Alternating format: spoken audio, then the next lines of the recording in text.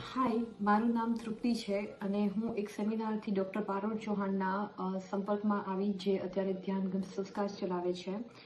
મેં એમના session join કર્યા અને મને એમના સેશનથી બહુ જ સારું લાગ્યું. જે કંઈ ઇન્ફોર્મેશન એ રિયલમાં શેર કરે છે એ બધી જ ઇન્ફોર્મેશન બહુ જ યુઝફુલ હોય છે. તમને મંથ વાઇઝ બેબીનું કઈ રીતે ડેવલપમેન્ટ થાય છે, તમારે શું ખાવું જોઈએ, શું ના ખાવું જોઈએ, શું ટેક કેર કરવાની, એ બધું જ એના ઇન્ફોર્મેશન સેશનમાં કવર કરે છે. એ તમારા 9 મંથ સુધીના ડેવલપમેન્ટ અને એના પછી પણ બાળકને નોર્મલ ડિલિવરી છે કે સી સેક્શન ડિલિવરી છે કે પછી તમારું નેક્સ્ટ બ્રેસ્ટ ફીડિંગ છે કે એના પછી અપકમિંગ બાળકની ટેક કેર કઈ રીતે કરવી, એ બધું જ એમના પોતાના ઇન્ફોર્મેશન સેશનમાં કવર કરે છે.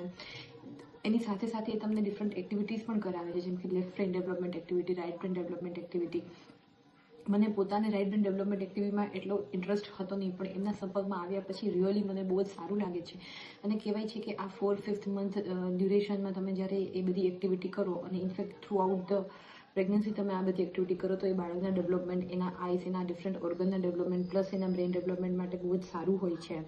એના એડિશનલી એ તમને યોગા, એક્સરસાઇઝ અને મેડિટેશન પણ કરાવે છે. ડિફરન્ટ પ્રાણાયામ ટેકનિક, બ્રીથિંગ એક્સરસાઇઝ જે તમને રિયલમાં બર્થિંગ ટાઈપ અને એકદમ રિલેક્સિંગ ફીલ થવા માટે થ્રુ આઉટ પ્રેગ્નન્સી બહુ જ યુઝફુલ થાય છે.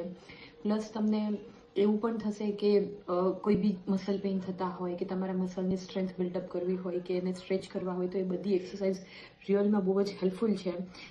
હું પર્સનલી આ બધાને બહુ જ રિકમેન્ડ કરીશ, કેમ કે મને પોતાને એના જે ઇન્ફોર્મેશન્સ જે શેર કરે છે એનાથી બહુ જ બેનિફિટ્સ થયો છે.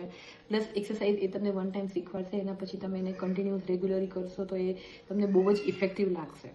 તો હું પર્સનલી આ ખૂબ જ રિકમેન્ડ કરું છું બધાને કે તમે જોઈન કરો. Thank you so much.